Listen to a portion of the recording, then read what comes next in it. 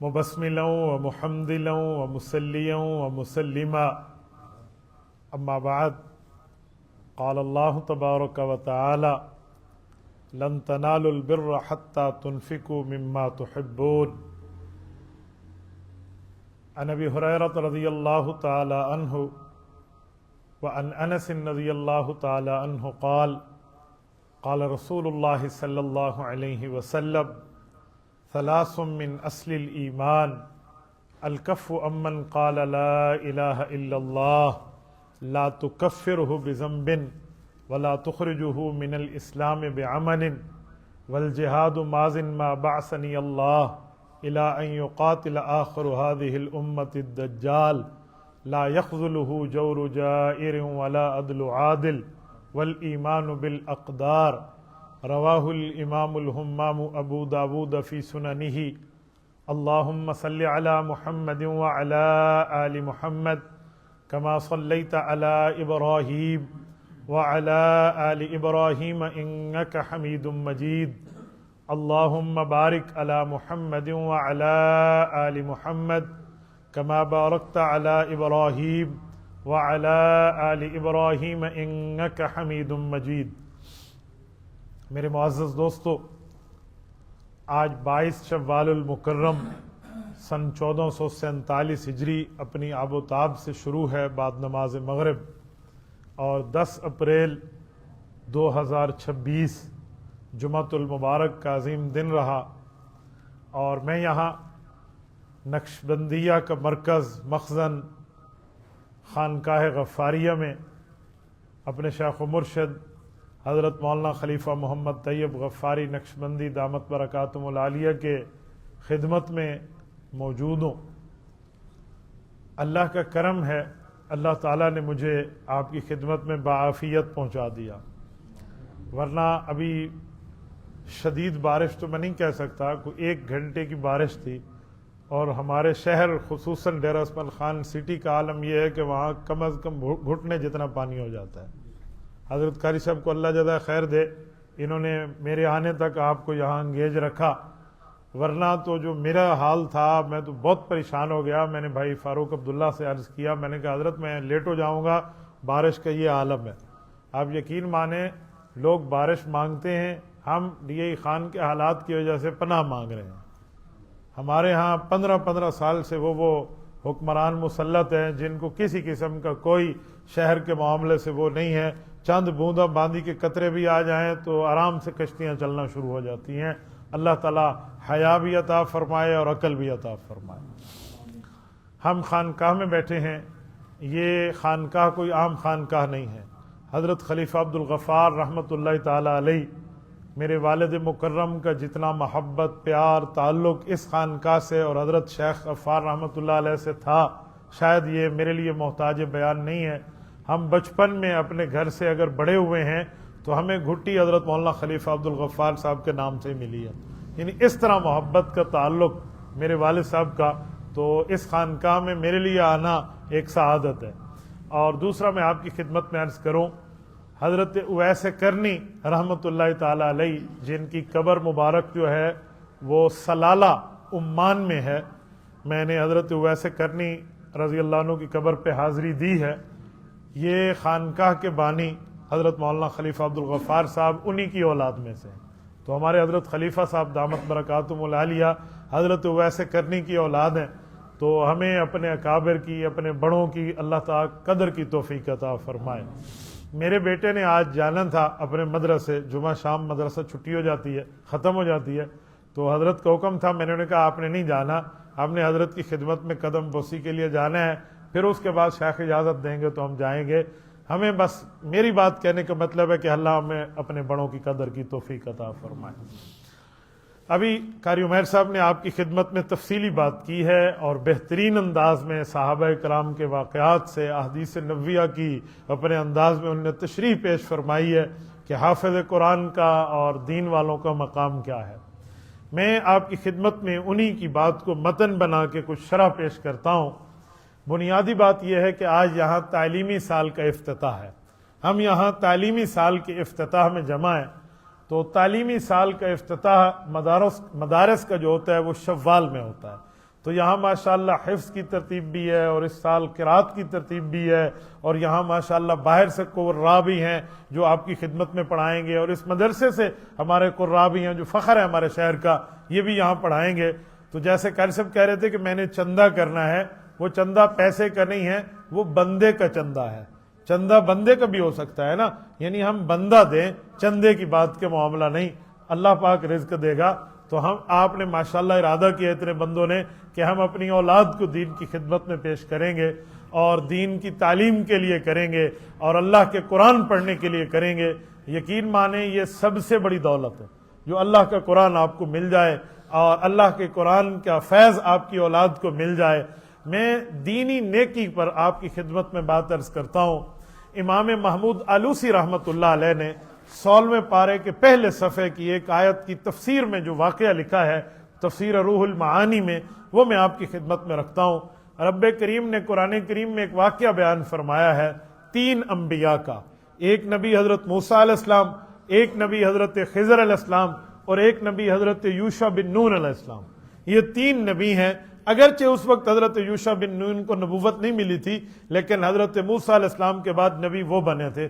اس وقت تو حضرت موسیٰ علیہ السلام کے صحابی کی حیثیت سے حضرت موسیٰ علیہ السلام کے ساتھ تھے۔ یہ تینوں انبیاء ایک بستی میں گئے ہیں، اور قرآن کہتے ہیں فَأَبَوْا أَن يُضَيِّفُوهُمَا، ان لوگوں نے اتنی کجروی کا مظاہرہ کیا، اتنی سوکھے منہ کا مظاہرہ کیا کہ 3 نبیوں کو پانی پلانے کے بھی تیار نہیں تھے۔ وہ کسی قسم کی مہمان نوازی، قدردانی، اکرام، ان کے احترام یہ معاملہ نہیں تھا۔ انہوں نے اکرام سے انکار کر دیا۔ وہ ایسے دشمن اسلام اور دشمن مذہب قوم تھی۔ لیکن وہاں پر ایک دیوار ہے، یہ 3 نبی دیکھتے ہیں کہ وہ دیوار گری ہوئی ہے۔ تو حضرت خضر علیہ السلام نے حضرت موسیٰ علیہ السلام سے فرمایا کہ اینٹ اور گارے کا ہم انتظام کریں، اور اس دیوار کو ہمیں تعمیر کر لینا چاہیے۔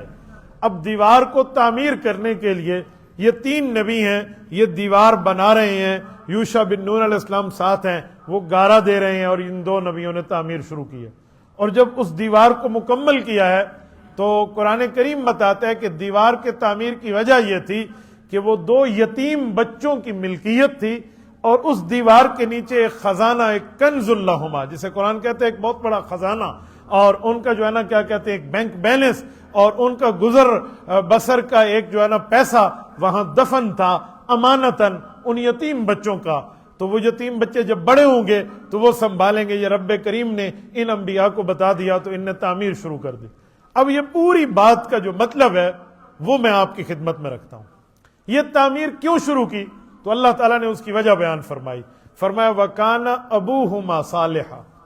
اس کی وجہ یہ تھی کہ یتیم بچوں کا جو ابا جی تھا وہ نیک تھا۔ وَكَانَ أَبُوهُمَا صَالِحًا، ان کا ابا جی صالح تھا، نیک تھا۔ امام محمود آلوسی رحمۃ اللہ علیہ کی یہ تفسیر میں نے اپنے شیخ جن سے میری پہلی بیعت ہے حضرت حکیم محمد اختر رحمۃ اللہ علیہ کراچی میں حضرت حکیم صاحب کے منہ مبارک سے سنی تھی۔ حضرت حکیم صاحب رحمۃ اللہ تعالی علیہ فرمانے لگے وَكَانَ أَبُوهُمَا پہ میں نے تحقیق کی، تفسیریں دیکھی، علماء کی تحریرات کو دیکھا کہ ان کے ابا جی کا نام کیا تھا، ان کا ابا جی کون تھا۔ اس کی نیکی اتنی بڑی کہ ان کے یتیم بیٹوں کے لیے نبی خدمت کر رہے ہیں۔ تو فرمایا میں نے محمود آلوسی رحمۃ اللہ علیہ کی روح المعانی کو دیکھا تو وہاں لکھا ہوا ہے یہ ان کے ابا کا مراد ابا نہیں ہے، دادا مراد نہیں ہے، پردادا، لکڑ دادا، سکڑ دادا مراد نہیں ہے۔ 7ویں نمبر کے دادے کو رب نے والد کی طرح بیان فرمایا کہ وہ 7ویں نمبر کا دادا تھا، وہ نیک تھا۔ حضرت حکیم صاحب رحمۃ اللہ نے فرمایا اس سے پتہ چلا کہ انسان کی اخلاص سے کی ہوئی نیکی اتنی ہے کہ 7 پشتوں تک اس کا فائدہ چلتا ہے۔ وَكَانَ أَبُوهُمَا صَالِحًا، اس سے اندازہ لگا لیں کہ نیکی کا اثر، اخلاص کے ساتھ کی ہوئی نیکی کا اثر کہاں تک جاتا ہے۔ اب وہ 2 یتیم بچے ہیں اور ان کا 7واں دادا ہے۔ آج ہمیں نوجوانوں کو تو اپنے دادا کا نام بھی نہیں پتا ہوتا، یا زیادہ سے زیادہ دادا کا نام پتا ہو تو پردادا کا نام بہت مشکل پتا ہوتا ہے۔ جتنا مجمع ہم بیٹھے ہیں نا، کو 2 4 5 10 بندوں کو نکال کے باقی کسی کو بھی اپنے پردادے کا نام نہیں آئے گا۔ اچھا، پردادے کے بعد اگلا لکڑ دادا، سکڑ دادا، جیسے ہم ترتیب گنتے ہیں، انہوں تو پتہ ہی کو نہیں صحیح وہ کون ہے، کچھ بھی نہیں پتا ہوگا، لیکن رب کریم نہیں بولتے۔ وما کان ربک نسیہ، رب کریم کے ہاں بھولنا نہیں ہے۔ اللہ 7ویں دادے کے اس نیکی کو بھی فائدہ اس 7ویں پشت کے پوتوں کو دے رہے ہیں۔ تو یہ قرآن کریم کا واقعہ ہمیں کیا بتا رہا ہے؟ پتہ چلا کہ ہم نیکی اس نیت سے نہ کریں کہ نسل کو فائدہ ملے، نیکی اس نیت سے کریں کہ اللہ راضی ہو جائے، پھر اس کے فوائد رب کے ہاتھ ہیں، وہ جس کو مرضی آئے دے دے۔ اور میرے دوستو، یہ جو مدرسے کی ابتدا ہے، یہ مدرسے کا تعلیمی سال کا افتتاح، یہ کوئی عام بات نہیں ہے، یہ بہت بڑی چیز ہے۔ جیسے ہمیں آسمان پہ چمکتے ہوئے ستارے نظر آتے ہیں، اہل اللہ بیان کرتے ہیں کہ ایسے فرشتوں کو جہاں دین اللہ رسول کی بات ہوتی ہے، یہ جگہ ایسے آسمان سے انہیں چمکتے ہوئے نظر آتے ہیں۔ کیوں؟ یہاں اللہ کی بات ہو رہی ہے، اللہ کے رسول کی بات ہو رہی ہے۔ یہ خانقاہ، میں آپ کے سامنے اپنی بات کروں، یہاں جو ہمارے بزرگوں کے لیے ہمارے عقائد کی کتابوں میں ہے کہ کرامات الاولیاء حق، کہ بزرگوں کی کرامات یہ حق ہے۔ کرامت کیا ہوتا ہے؟ اللہ کا فعل ہوتا ہے، لیکن اللہ کے ولی کے ہاتھ پہ ظاہر ہوتا ہے۔ جیسے معجزہ اللہ کا فعل ہوتا ہے، اللہ کے نبی کے ہاتھ پہ ظاہر ہوتا ہے، ایسے کرامت ہے۔ میں حضرت خلیفہ عبد الغفار رحمۃ اللہ تعالی علیہ سے اپنے بچپن میں ملا بھی ہوں۔ میں آپ کے سامنے کرامت پیش کرنے لگا ہوں۔ سردیاں یا گرمی اب مجھے پورا یاد نہیں ہے، موسم غالباً ایسے ٹھنڈا میٹھا تھا۔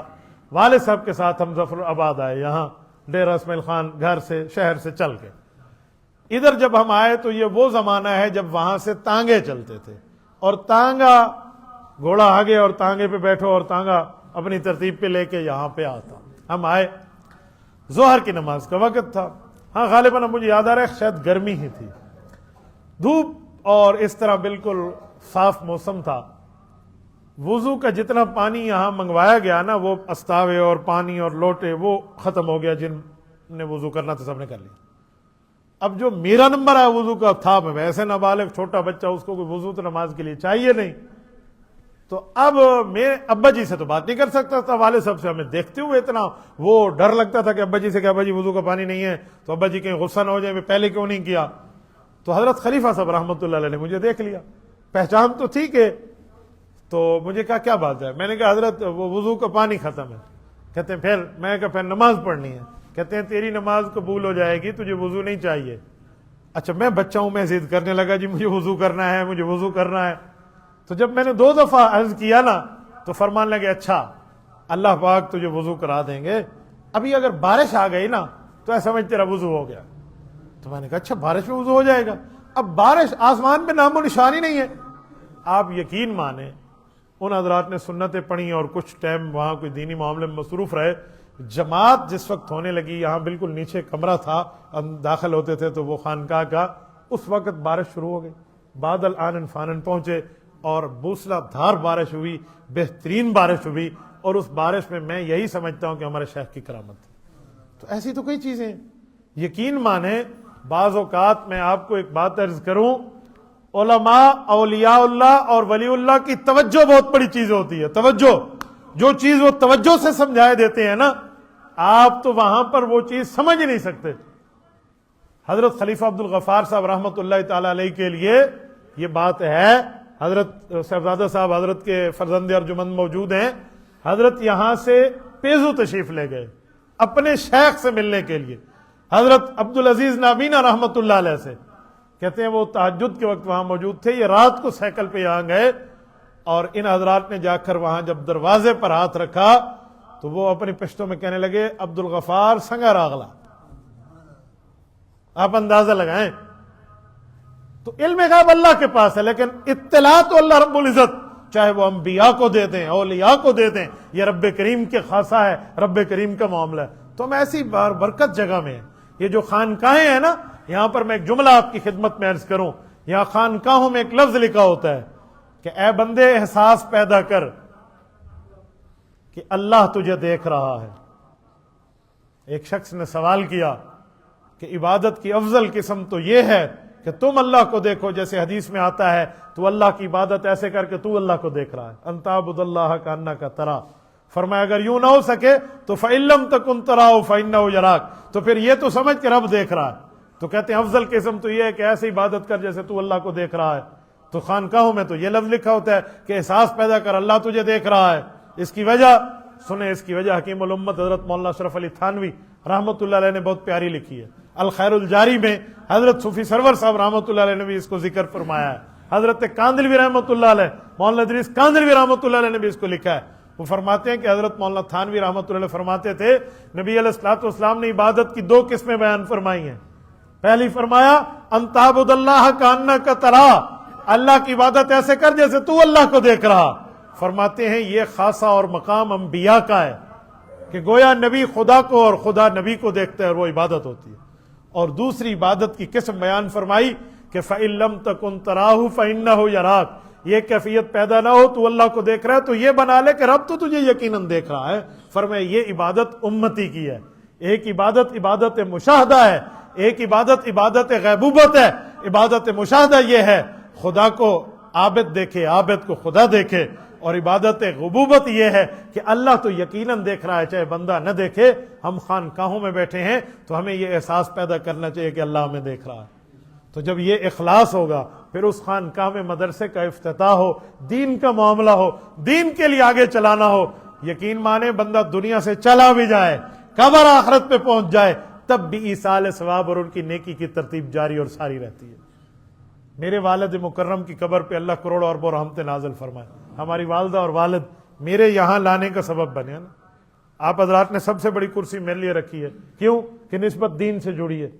تو ہمارے والد صاحب آج دنیا میں نہیں ہیں، والدہ میری آج دنیا میں نہیں ہے، لیکن یقیناً ان نیکیوں کا ایصال ان تک ہو رہا ہوگا۔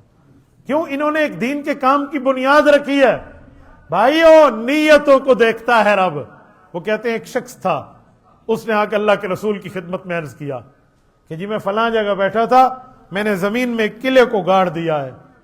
کیوں؟ مسافر آئیں گے اپنے جانور کو باندھیں گے، وہاں پر کچھ آرام کریں گے، آرام کی جگہ تھی۔ فرمایا مجھے ثواب ملے گا؟ فرمایا ضرور، تمہیں ضرور ثواب ملے گا۔ کہتے ہیں کچھ ٹائم بعد ایک اور شخص آیا، اس نے زمین سے وہی قلعہ نکالا ہوا تھا، اور یہ بندہ دیکھ رہا ہے کہ میرا قلعہ لگایا ہوا یہ نکال کے لے کے آ رہا ہے۔ انہوں نے آ کے عرض کیا کہ جی میں اسی لیے حضرت قلعہ نکال کے آیا کہیں کسی بندے کو ٹھوکر نہ لگ جائے، کیا مجھے اس عمل پہ ثواب ملے گا؟ فرمایا جی ہاں ملے گا۔ اب ایک کو قلعہ لگانے پہ ٹھونکنے پہ ثواب ہے، دوسرے کو نکالنے پہ ثواب ہے۔ وجہ ان کی نیت کا معاملہ ہے۔ اللہ رب العزت نیت کو دیکھتے ہیں۔ اللہ رب العزت کیا یہ معاملہ نہیں ہے جیسے آپ کے اور میرے ہے۔ میرے دوستو، آج ہم اس نیت کے ساتھ اپنی اولاد کے لیے بات طے کر لیں کہ ہم نے دین کی خدمت کے لیے اپنی اولاد کو وقف کرنا ہے۔ اس کے بعد چاہے ہم قبر کی پاداش میں بھی اتر جائیں، لیکن پھر بھی ہمارے ایصال ثواب کا خانہ خالی، ایصال ثواب کا خانہ خالی نہیں بلکہ ایصال ثواب جاری اور ساری رہے گا۔ یہ اللہ کے ہاں معاملہ ہے۔ رب کریم کیا اس چیز کی بھول نہیں ہے۔ میں ایک بات آپ کی خدمت میں عرض کروں، آپ توجہ رکھنا۔ نبی پاک صلی اللہ علیہ وآلہ وسلم نے جو آخری جہنمی امت محمدیہ کا جہنم سے نکلنے کا واقعہ سنایا ہے، حضرت امام اعظم ابو حنیفہ رحمہ اللہ نے اس کو ذکر فرمایا ہے۔ امام قاضی ابو یوسف کی متصل روایت ہے، وہ فرماتے ہیں کہ ہمارے استاد حضرت امام اعظم ابو حنیفہ نے جو اپنے استادوں سے سنا، پھر انہوں نے صحابہ سے سنا، انہوں نے اللہ کے رسول سے سنا، یہ مسند امام اعظم میں یہ حدیث موجود ہے۔ فرمایا ایک شخص ہوگا، وہ جہنم کی پاداش میں اس جگہ ہوگا جس جگہ سب سے آخر میں موجود ہوگا، اور رب کریم جب سب سے پوچھیں گے فرشتوں سے کہ کوئی بندہ رہ گیا، کہ جی سب سزا بھگت کے نکل گئے، کہ جی کوئی رہ گیا، کہ جی سب سزا بھگت کے نکل گئے۔ جبرائیل بھی کہہ دیں گے، مالک بھی کہہ دے گا۔ مالک اس فرشتے کا نام ہے جو جہنم کا کنٹرولر ہے، کسی کو نہیں پتا، لیکن رب کریم کے علم میں ہے کہ ایک بندہ رہ گیا۔ ہمارے نبی پاک صلی اللہ علیہ وسلم نے فرمایا کہ حضرت جبرائیل کو فرمایا جائے گا کہ وہ امتی جہنم کے فلاں قعر میں، فلاں جگہ، فلاں مقام پر وہ بندہ پڑا ہوا ہے، بندھا ہوا ہے، اس کو نکال کے لے آؤ، کیونکہ ان کے دل میں ایمان کا ذرہ تو تھا پر اپنے گناہوں کی وجہ سے گیا۔ کہتے جب وہاں جائیں گے تو ان کو وہ فرشتہ جو لے کے جائے گا نا حضرت جبرائیل کو، وہ کہے گا ہاں تو جہنم کا ایک ایک جگہ کو جگہ کھا رہی ہے، آگ کو آگ کھا رہی ہے، کون ہوگا؟ آخر ایک کونے میں جائیں گے تو ایک شخص ہوگا جو بندھا ہوا ہوگا، بچھو اور سانپ اس کے اوپر ہوں گے، لوہے کے زنجیریں ہوں گی، لیکن یقول ہوا یا حنان یا منان، حدیث پاک میں ہے کہ وہ یہ کہہ رہا ہوگا یا حنان یا منان، اے نرمی کرنے والے، اے احسان کرنے والے، یہ جملہ کہہ رہا ہو۔ بہرحال اس کو نکال کے لایا جائے گا تو جب جہنمی جنت کے لیے آئے گا ڈائریکٹ نہیں آئے گا، پہلے مائے حیات میں اس کو غوطہ دیا جائے گا، اس نہر کے اندر جس نہر میں اس کو اتنی بیوٹیفیکیشن اور خوبصورتی ملے تاکہ وہ جنت جانے کا لباس پہن سکے، تو اس کو مائے حیات میں غوطہ دیں گے اور وہیں سے اس کا جسم گویا کو دوبارہ ہوگا اور خوبصورت حسین ماہ جبین ہوا، رب کریم کے دربار میں پیش کر دیا۔ کہتے ہیں رب کریم اس سے پوچھیں گے کہ بتا تو یہ لفظ کہہ رہا تھا، اتنی جگہ جانے کے بعد بھی تو مجھے نہیں بھولا، وجہ؟ تو وہ یہی عرض کرے گا کہ اللہ وہ کون سا در ہے جس در پہ جاؤں جو جہاں ملے گا، در آپ ہی کا، اسی لیے میں یہی کہہ رہا تھا۔ تو رب کریم جس کے ہاں کوئی نیکی نہیں ہوگی، مجھے بتائیں صرف ایمان ہے، کچھ بھی نہیں ہے، حضور پاک صلی اللہ علیہ وسلم نے فرمایا رب کریم اس شخص کو اپنی رحمت سے جنت داخل فرمائے۔ ایک لمبی حدیث ہے، 1.5-2 رکوع کی حدیث ہے، میں نے صرف آپ کو چند ان کی جھلکیاں سنائی ہیں۔ میری بات کا مطلب یہ ہے، دیکھو رب کریم اس کی اس ایمان کی نیکی کو نہیں بھولے، حالانکہ اس کی بظاہر عمل میں کچھ بھی نہیں ہے لیکن اس کو یاد رکھے۔ تو اللہ تعالیٰ کے ہاں یہ معاملہ نہیں ہے، لیکن یاد رکھیں کہیں آپ کے دماغ میں خیال آئے کہ پھر ہم گناہ کی معافی مانگ لیں تو گناہوں کے معاملات بھی رب کو یاد رہیں گے تو اس کا ہمارے اوپر حساب اور کتاب نہیں۔ اگر گناہ کی معافی ہو گئی اللہ کے علم میں ہو، لیکن وہ رب کریم آپ کو اس گناہ کا تانا نہیں دیں گے۔ رب کریم کے ہاں یہ نہیں ہے۔ ہمارے دنیا میں ہے نا، ایک بندے سے کوئی غلطی کرے اور معافی مانگ لے، دوبارہ کرے تو انسان دوبارہ پہلی بات کو یاد کرتا ہے، تو نے پہلے بھی ایسے کیا تھا۔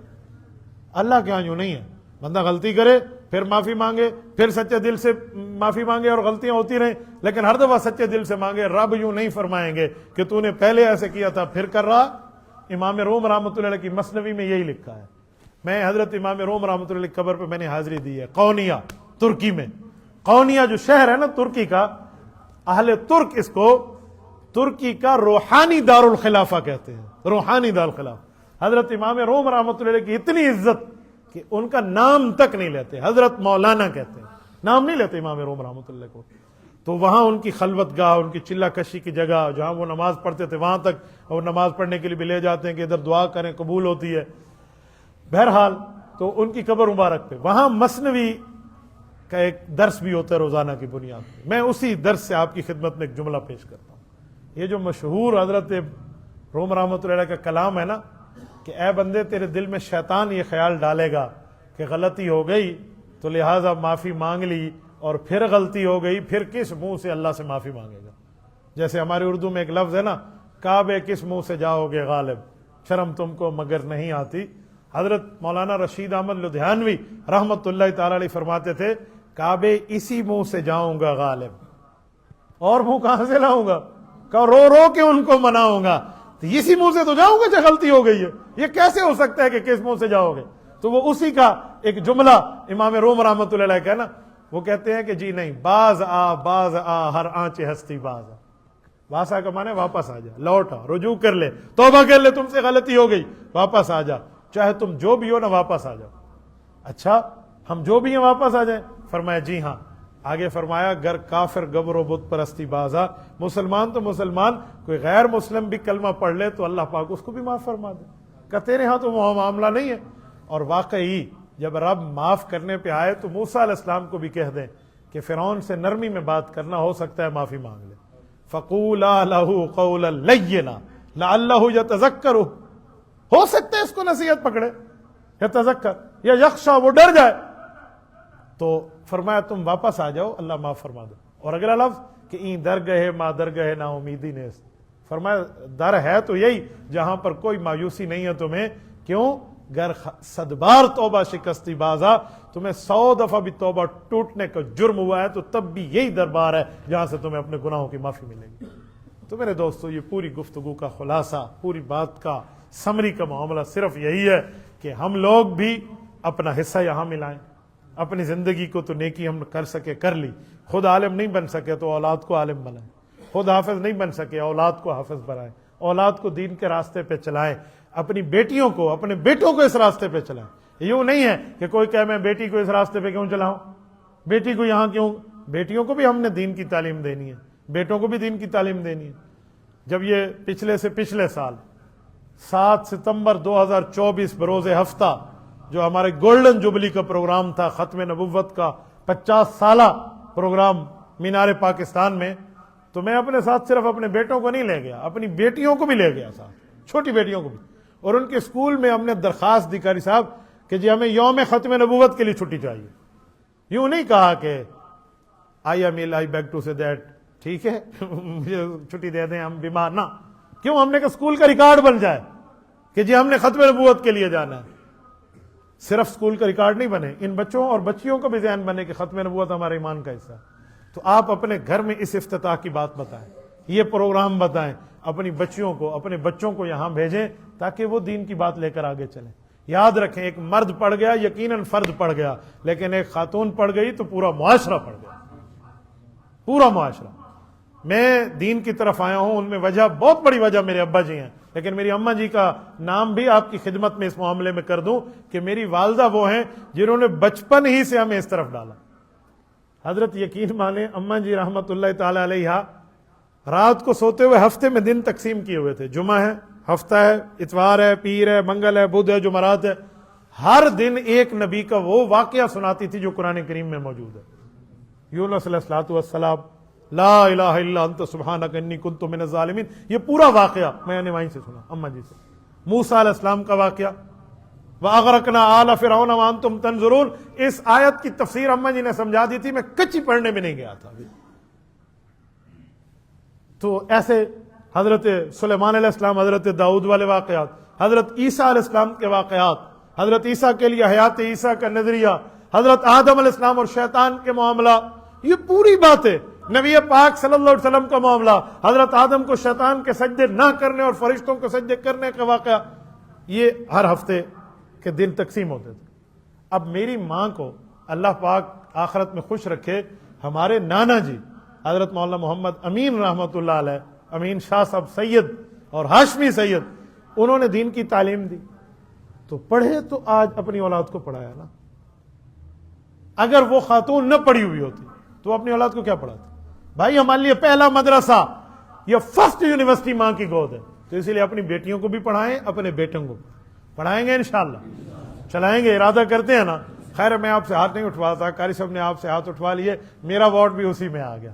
لیکن آپ اپنا اچھائی کا معاملہ بھی سمجھیں، بہتری کا معاملہ بھی سمجھیں، اور اپنی خوش قسمتی بھی سمجھیں. خود بھی یہاں آئیں اور اپنی اولاد کو بھی یہاں بھیجیں. آپ کی اولاد دین کی طرف کیسے آئے گی، میں اس پر بھی دو باتیں عرض کر دیتا ہوں. حضرت مولانا پیر محمد ذوالفقار احمد نقشبندی رحمت اللہ تعالی علیہ فرماتے تھے کہ بچے کو مدرسے میں لانے کے لیے یہ دیکھا کرو کہ اس کے پاس عقل نہیں ہے، اس کے پاس صرف دل ہے. یار کیا لفظ تھا حضرت پیر صاحب کا. فرماتے تھے بچوں کے پاس عقل نہیں ہوتا، بچوں کے پاس صرف دل ہوتا ہے، تو ان کے سامنے دلداری کیا کرو. تو فرمایا دلداری کیا ہے؟ فرمایا دلداری یہ ہے کہ اپنے بچے کے سامنے بیٹھ کے ایک بات کرو اپنی بیوی سے، کرو کسی اور سے، صرف بچہ سنے. کہتے ہیں نا وہ کہنا بیٹی کو اور سنانا بہو کو، جیسے ہمارے یہاں ہے. تو اس طرح صرف بچوں کو سناؤ، براہ راست نہیں کہو. بیوی کو کہ آج میں ختم قرآن کے پروگرام پہ گیا تھا، 6 بچوں کو انعام بھی ملا ماشاءاللہ، انہوں نے قرآن کا ختم کیا اور ان کے ہار بھی پہنائے گئے اور ان کو پگڑیاں پہنائی گئی، بڑی عزت احترام تھی ماشاءاللہ. یعنی صرف اس کا مائنڈ سیٹ بناؤ بچے کا، براہ راست اس کو نہیں کہنا کہ تو حافظ نہیں بنا فلاں تو بن گیا، وہ اپنی انسلٹ سمجھے گا، اس کا دل ٹوٹ جائے گا. کہتے ہیں اس کے پاس عقل تو ہے نہیں کہ تم اسے دلیلیں دو، اس کو دلداری کرو، اس کے پاس صرف دل ہے تو اس کو پورے پیار سے سمجھاؤ. دوسروں بچوں کو اس کے سامنے انعام دو کہ حافظ ہے، یہ تو حافظ بننے جاتا ہے، اس کو انعام دیں. وہ گھر میں جا کے کہے گا میرے ابا نے حافظ کو انعام دیا ہے، مجھے بھی قرآن کا حافظ بننا چاہیے. یہ ہوتا ہے جذبہ. اور پتہ ہے بچوں کو بچوں سے سمجھایا کریں. حکیم الامت حضرت تھانوی رحمۃ اللہ علیہ کے دور میں ایک بچہ تھا، وہ ایک پائپ میں گھس گیا. پائپ کے دوسری طرف کوئی بہت گہری جگہ تھی کہ اگر وہ ادھر سے جاتا تو گرتا، بیچارے کو مر جاتا یا کوئی تکلیف ہوتی، اللہ معاف فرمائے. تو اب پیچھے آ نہیں رہا، باپ بلا رہا، ماں بلا رہی. تو حضرت تھانوی پڑوسی تھے نے بتایا گیا کہ حضرت بچہ پائپ سے نہیں نکل رہا، ماں باپ بلا رہے ہیں. فرمایا ماں باپ کے کہنے بچہ نہیں آئے گا. بچے کے پاس عقل تھوڑی ہے کہ ماں باپ پہ ہے، اس کے پاس تو دل ہے. تو اس کو دل جیسا معاملہ دیکھا. فرمایا کیا کہ اس کا ہم عمر اس جیسا کوئی بچہ ڈھونڈ کے لاؤ جو اس طرف پائپ کے کنارے بٹھا دو، اس کو دیکھ کے خود ہی آ جائے گا. تو ایک اور بچہ منگایا جو اس پائپ کے کنارے بیٹھا اور وہ بچہ وہیں سے نکل کے آ گیا. تو انہوں نے کہا دیکھا. تو یہ ہمارے بزرگ بتاتے ہیں کہ بچوں کو اس طرح سمجھیں. آپ یوں سمجھائیں بچوں کو، ان کو مارے نہیں، ان کو اوپر سخت. اس ماں باپ کو مارنے کا بچوں کو حق بھی نہیں ہے جو ماں باپ کم از کم تہجد میں یا اشراق میں یا اوابین میں یا چاشت میں نفل پڑھ کے اپنی اولاد کی ہدایت کی دعا نہیں مانگتے. کس معاملے پہ اپنی اولاد کو مارتے ہو؟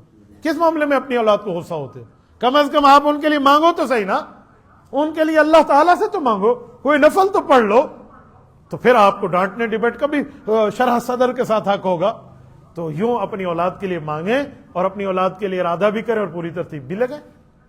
تو کریں گے نا انشاءاللہ. اللہ پاک ہمیں عمل کی توفیق عطا فرمائے.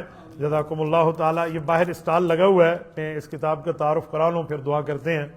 اس کتاب کا نام ہے قاتل عمار کون. یہ حضرت عمار بن یاسر رضی اللہ عنہما مظلوم صحابی, ان کے والد بھی مظلوم, ان کی والدہ بھی مظلوم اور یہ بھی مظلوم. یہ اس مظلوم خاندان کا تذکرہ ہے جن کو پڑھنے کے بعد بندے کی آنکھوں میں آنسو آ جائے. حضرت یاسر ان کے والد تھے, صرف اس وجہ سے ان کو شہید کیا گیا ابو جہل کی طرف سے کہ وہ حضور پاک کا کلمہ پڑھ رہے تھے. ان کی والدہ صحابیہ تھی حضرت سیدہ سمیہ رضی اللہ عنہ. ابو جہل نے ان کو 2 ٹکڑے کر دیا تھا کیوں وہ ایمان لانے والی تھی, اور ان کو خارجی ظالموں نے, قاتلین عثمان جن نے حضرت عثمان کو شہید کیا, ان ظالموں نے انہیں بھی قتل کیا. ٹھیک ہے, کس بنیاد پہ؟ کہ تاکہ یہ الزام لگ جائے حضرت معاویہ کے گروپ پر اور حضرت علی حضرت معاویہ کی لڑائی نعوذ باللہ پڑ جائے. لیکن سلام امام حسن کو جنہوں نے سازش کو سمجھا اور انہیں جا کے صلح کی اور معاملہ ایک ہو گیا. یہاں آج کل انٹرنیٹ پر صحیح البخاری کی حدیث ہے جس میں حضرت عمار رضی اللہ عنہ کی قربانی کا ذکر ہے. حدیث 2812 2812 نمبر. اس حدیث پاک میں حضور پاک نے فرمایا عمار ایک باغی گروہ تمہیں شہید کرے گا, تم اللہ کی طرف بلا رہے, وہ تمہیں دوزخ کی طرف بلا رہے. اب یہ باغی گروہ کون تھا؟ جس وقت جنگ صفین ہوئی, حضرت علی المرتضیٰ کا گروپ ایک طرف, حضرت معاویہ کا گروپ ایک طرف. یہ لڑوایا گیا تھا, لڑائی نہیں ہوئی تھی. کیوں؟ اگر حضرت معاویہ رضی اللہ تعالیٰ عنہ اور حضرت علی کو لڑوایا نہ گیا ہوتا تو یہ جنگ پوری چلتی. آدھی جنگ میں صلح کیوں ہوئی تھی؟ آدھی جنگ میں صلح اس لیے ہوئی کہ معاملہ واضح ہو گیا تھا. تو اس جنگ میں جو گروپ لڑوانے والا تھا, جن کا نام خوارج بعد میں بنا, جنہیں کہتے تھے بلوائی سبائی یا جنہیں کہتے تھے قاتلین عثمان, اس گروپ نے اپنی واردات ڈالی اور انہوں نے چپکے سے حضرت عمار رضی اللہ عنہ کو شہید کر دیا اور یہ الزام لگا دیا حضرت معاویہ کے گروہ پہ. ٹھیک ہو گیا. اور نعوذ باللہ تاکہ لوگ ان کو باغی کہیں, حالانکہ وہ تو صحابی ہیں. حضور پاک نے حضرت معاویہ کے گروہ کو اپنا نام دیا ہے, عمار کے قاتل کو الگ نام دیا ہے. حضرت علی حضرت معاویہ کے لیے حضور نے فرمایا فئتین عظیمتین, بخاری میں. تو حضرت معاویہ کا لشکر فئہ عظیمہ ہے, حضرت عمار کا قاتل فئہ باغیہ ہے, وہ الگ ہے, یہ الگ ہے. تو ان ظالموں نے ان کو شہید کر دیا. اب یہ انٹرنیٹ پر ایک غوغا چل رہا, ایک شور شرابہ چل رہا. اب جو بیچارے ہمارے سادے کالج کے, یونیورسٹی کے, اسکول کے, ٹیوشن کے, دنیا کے, بازار کے, دفتر کے, یا اسی طرح دنیاوی معاملات میں, یا تجارت والے, یا باہر کھیتی باڑی والے, جنہوں نے براہ راست قرآن اور حدیث سے معلومات ان کو نہیں ہے یا ان کا ماہر علماء کے ساتھ رابطہ نہیں, وہ پریشان ہو جاتے ہیں کہ جی حدیث پاک میں ہے, حضور پاک نے فرمایا عمار کو باغی گروہ قتل کرے گا. اور یہ حضرت عمار اس وقت شہید ہوئے جب حضرت معاویہ سے جنگ چل رہی تھی, تو اس کا مطلب ہے حضرت معاویہ نے شہید کیا. یہ حال ہوتا ہے. حالانکہ بات غلط ہے, واقعی اس وقت شہید ہوئے, پر شہید کرنے والے وہی باغی گروپ تھا, ورنہ حضرت معاویہ فئہ باغی ہوتا حضور نے تو اس کو فئہ عظیمہ فرمایا. یہ دونوں بخاری شریف کی روایتیں. ایک نبی ایک شخص کے لیے اور لفظ, دوسرے گروپ کے لیے اور لفظ فرما رہے, تو اس کا مطلب ہے الگ الگ معاملے. ایک پڑھا لکھا آدمی مجھے ملا, پروفیسر ہے, لیکن شاید دین کے بارے میں اتنی معلومات نہ ہو. مجھے انہوں نے کہا مولانا میں ایک بات کرتا ہوں, دل پہ ہاتھ رکھے, انصاف سے مجھے بتائیں. میں نے کہا جی کریں. میں نے دل پہ ہاتھ رکھے, میں نے کہا جی میں نے دونوں ہاتھ رکھ لیے, بسم اللہ. فرمائیں کیا بات؟ کہتے ہیں یہ بتائیں حضرت علی حضرت معاویہ کی جنگ ہو رہی تھی. میں نے کہا جی ہوئی تھی. حضرت عمار شہید ہوئے تھے. میں نے کہا جی ہوئے تھے. کس طرف حضرت عمار موجود تھے؟ میں نے کہا حضرت علی کی طرف. کہتے ہیں بس سچ بولا ہے آپ نے. اب میں آخری بات کرنے لگا ہوں. جب حضرت علی حضرت معاویہ کی جنگ چل رہی ہے, حضرت علی کی طرف سے عمار شہید ہوتے ہیں, تو قاتل سامنے والا گروپ ہوا. میں نے کہا ایک منٹ یہاں صبر. اس جنگ سے پہلے ایک اور جنگ بھی ہوئی ہے, اس کا نام ہے جنگ جمل. کہتے ہوئی ہے. میں نے کہا اب تم دل پہ ہاتھ رکھو. اس نے رکھا. میں نے کہا جی اب میرا سوال ہے, ایک طرف حضرت علی ہے, ایک طرف حضرت ام عائشہ ہے. جنگ ہوئی تھی, کافروں نے لڑایا تھا. کہتے جی لڑایا تھا. میں نے کہا حضرت ام عائشہ کے لشکر میں ایک صحابی ہیں جن کا نام ہے حضرت زبیر. کہتے جی ہاں. میں نے کہا ان کے لیے بھی حدیث ہے کہ زبیر کا قاتل جہنمی ہے. کہتے ہیں جی ہاں. میں نے کہا زبیر شہید ہوئے اما عائشہ کے لشکر کے ساتھی تھے, سامنے حضرت علی کا لشکر تھا. اب دل پہ ہاتھ رکھ, کوئی ظالم کہہ دے کہ زبیر کا قاتل حضرت علی ہے اور نعوذ باللہ جہنم کی بات ان کے اوپر ڈال دے, تو مانے گا؟ یقین مانے سے دل پہ ہاتھ رکھے, اس کے ہاتھ کانپ گئے. میں نے کہا مجھے جواب دے دو. کہتے ہیں یہ بات آپ کی ٹھیک ہے کہ حضرت عائشہ حضرت علی میں جنگ ہوئی تھی, پھر جنگ کے بعد صلح ہوئی, لیکن حضرت زبیر کے قاتل حضرت علی کا گروپ نہیں ہے, حضرت علی کے مخلص صحابی ساتھی اور حضرت علی نہیں ہے. ادھر موجود وہی خارجی گروپ تھا, وہی قاتلین عثمان کا گروپ تھا, ابن جرموز لانتی تھا, اس نے قتل کیا تھا. ٹھیک ہے وہ حضرت علی کا مقابلہ ہو رہا تھا سامنے, لیکن حضرت علی پر جرم نہیں آئے گا. میں نے کہا ذرا ادھر آئے, میں ٹھیک ہے مانتا ہوں حضرت علی معاویہ میں جنگ ہو رہی تھی, پھر صلح ہوئی, لیکن یہاں حضرت عمار ادھر سے لڑ رہے تھے, انہیں بھی انہی ظالموں نے شہید کیا جس نے ادھر پہلے حضرت زبیر کو کیا تھا. ادھر نہ حضرت علی پہ حرف آتا ہے, ادھر نہ حضرت معاویہ پہ حرف آتا ہے. عقل کی بات کر لو. بہرحال اس بندے نے پھر توبہ کی. میں نے جب یہ کتاب لکھی تو سندھ سے ایک وکیل ہے, فرحان لغاری ایڈوکیٹ, اللہ پاک اس کو سلامت رکھے, اس نوجوان کو جو رب نے دماغ دیا ہے نا, کمال. حضرت شیخ اس نے یہ کتاب پڑھی سندھ ٹنڈو اللہ یار سے, حضرت مولانا ظفر احمد عثمانی رحمۃ اللہ علیہ کے دارالعلوم کے ساتھ ان کا گھر ہے غالباً, وہیں سے شخص سفر کیا, وہ یہاں آیا, مجھے کہا جی میرے 8-10 سوال ہیں اس کتاب پر. برٹش لا بھی جانتا ہے, علم دین سے بھی ماشاءاللہ اس کا غالباً ایک شغف ہے. تو اس بندے نے جب سوال شروع کیا تو مجھے سمجھ آ گیا کہ واقعی اس نے کتاب پڑھی ہے. 1.5 گھنٹہ اس کی اور میری گفتگو ہوئی ہے, اور وہ قائل ہو کر اٹھا ہے. وہ ویڈیو میرے یوٹیوب چینل پر میرے نام سے موجود ہے. 1.5 گھنٹے کی گفتگو, اس نے کئی سوال کیے وہاں پر, ہر طرح سے مجھے پوچھا. اس نے کہا جی میرا دماغ صاف ہو گیا, کھلا کھلا مجھے سمجھ آ گیا, ورنہ میں تو شاید صحابہ کرام کے خلاف کوئی جملہ کہہ بیٹھتا اور اپنے ایمان پر اندھا چلا بیٹھتا. اس بندے نے کتاب پڑھی اور بات کی. باقی جس بندے نے نہ پڑھا ہو یا 2-4-5 صفحے پڑھے ہوں اور وہ حضرت معاویہ پر بات کرنا شروع کر دے, یہ اپنے ایمان پر اندھا چلانے کے مترادف. میں نے آج کے جمعہ کے خطبے میں ایک جملہ کہا ہے. آج حضرت امیر حمزہ کی شہادت پہ میں نے آج جمعہ پڑھایا, کیونکہ شوال ہے اور شوال میں جنگ احد بھی ہے, اور احد میں حضرت حمزہ شہید ہوئے رضی اللہ عنہ. میں نے وہاں بتایا کہ صحابہ کے لیے کوئی جملہ منہ سے نکالتے وقت سوچا کرو کہ یہ حضور کے ساتھی ہیں. یہ اسی ممبر پہ کھڑے ہو کے خطیب جمعے کا خطبہ پڑھتا ہے نا. میں ایک حدیث پڑھ دوں, جمعہ کے خطبے میں ہم پڑھتے ہیں, اس کا ترجمہ سن لیں. حدیث ہے اللہ اللہ فی اصحابی. کیا ترجمہ ہے؟ لوگو اللہ سے ڈرو, اللہ سے ڈرو. حضور فرما رہے ہیں فی اصحابی, میرے صحابہ کے معاملے میں اللہ سے ڈرو. لا تتخذوہم غرضا من بعدی, میں دنیا چھوڑ جاؤں گا, میرے بعد میرے صحابہ کو تنقید کا نشانہ نہ بنانا. اور اگلا جملہ فمن احبہم فبحبی احبہم, جو ان صحابہ سے پیار رکھتا ہے یہ دلیل ہے کہ اس امتی کو مجھ محمد صلی اللہ علیہ وسلم سے پیار ہے. ومن ابغضہم فببغضی ابغضہم, فرمائے لوگوں جو ان صحابہ سے بغض, نفرت, تنقید رکھتا ہے, جس کے دل میں ان کا بغض موجود ہے, یہ دلیل ہے کہ اس کو مجھ نبی محمد صلی اللہ علیہ وسلم سے بغض موجود ہے. حدیث پاک کا اگلا لفظ فرمائے ومن اذاہم فقد اذانی, اسی حدیث کا اگلا لفظ, جو انہیں تکلیف دے گا وہ مجھے تکلیف دے گا. ومن اذانی فقد اذى اللہ, جو مجھے تکلیف دے گا وہ اللہ کو تکلیف دے گا. ومن اذى اللہ فیوشک یاخذہ, جو رب کو تکلیف دے گا وہ اللہ کی گرفت میں آئے گا, اللہ کی پکڑ میں آئے گا. یہ میرے نبی کا فرمان. تو میں نے اسی عنوان پر, شاید اردو زبان میں, حضرت قاری صاحب اردو زبان پہ اس پر کام موجود نہیں ہے تفصیلی اس طرح جیسے ہم نے لکھ کے دیا ہے نا. یہ تو 300 صفحے ہیں, یقین مانے میں نے 50 صفحے بھی لکھے ہوئے تفصیلی طور پہ اردو زبان میں نہیں دیکھے. کتنے اکابر نے اس پہ لکھا, اور کہیں سے 10 لائنیں, کہیں سے 1 صفحہ, کہیں سے 5 صفحے, یوں کر کر کے کوئی 350 کتابیں پڑھ کے ہم نے اکٹھا کیا, اور آپ کی خدمت میں 2 سال کی محنت پیش کی. میں آج ایک بندے کو سنا رہا تھا کہ آپ کو پتہ ہے حضور علیہ الصلوۃ والسلام صحابہ کرام پر کچھ آپس کی جنگ ہوتی نا, کوئی آپس کی, اس پر غصہ ہو جاتے تھے.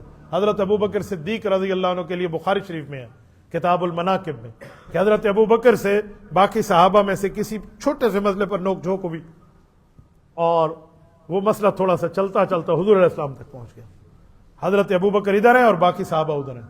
تو نبی علیہ السلام نے کیا فرمایا, انتم تارکو لی صاحبیہ, کیا تم لوگ میرے یار کو میری وجہ سے نہیں معاف کر سکتے؟ یہ ابوبکر صدیق کی وکالت کی حضور. اور آگے جملہ فرمایا, یاد رکھو وہ وقت جب لوگ مجھے انکار کر رہے تھے میری نبوت کا، یہ تصدیق کر رہا تھا. لوگ نہیں مان رہے تھے، یہ تسلیم کر رہا تھا.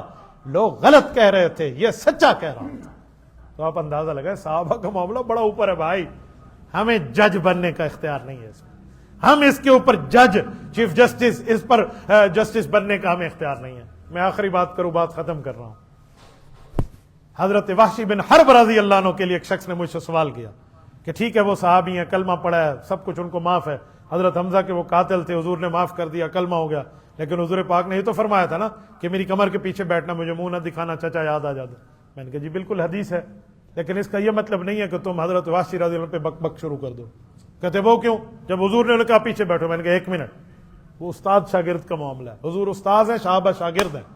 کلاس کے اندر اگر استاد کسی شاگرد پہ غصہ ہو تو آؤٹ سائڈر کو یہ اختیار نہیں ہے کہ وہ ان کے درمیان بولنا شروع کر دے. تم باہر کے بندے ہو، تم آؤٹ سائڈر ہو، تمہیں انٹرفیئر کا اختیار نہیں ہے کہ تم بولو. وہ استاد جانے، وہ شاگرد جانے. اور میں اگلی بات بھی کر دوں حضرت شیخ کی اجازت سے. میں 2 دفعہ شہدائے ختم نبوت کی قبر پہ گیا ہوں. یمامہ کے میدان میں جہاں 1200 شہید صحابہ دفن ہیں، مسلمہ کذاب سے لڑتے ہوئے.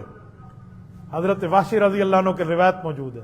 فرماتے ہیں کہ جب میں نے حضرت حمزہ کو شہادت کی تھی اس وقت تو کافر تھا، مسلمان نہیں تھا، کلمہ نہیں پڑھا تھا. پھر اللہ نے مجھے کلمہ پڑھوایا، ایمان لایا، صحابی بنا. حضور پاک نے بھی معاف کیا، رب نے معاف کیا، رضی اللہ عنہ بنے. لیکن حضور نے اتنا فرمایا تھا پیچھے بیٹھا کرو.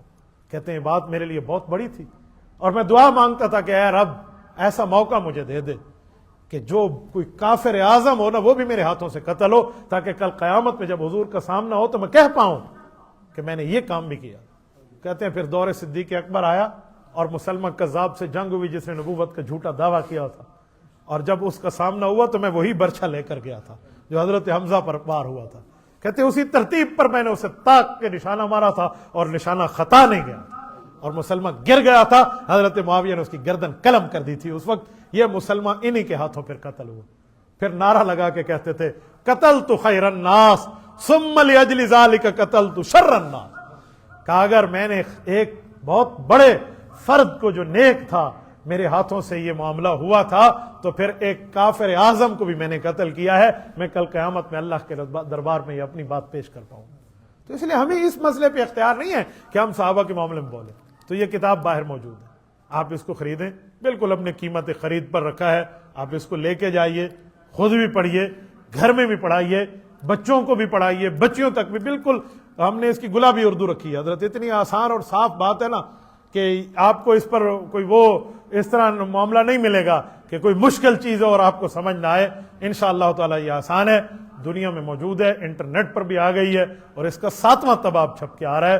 امید ہے انشاءاللہ تعالی آپ لے کے جائیں گے تو آپ کہیں گے ہمیں فائدہ ہوا ہے. جزاکم اللہ تعالی.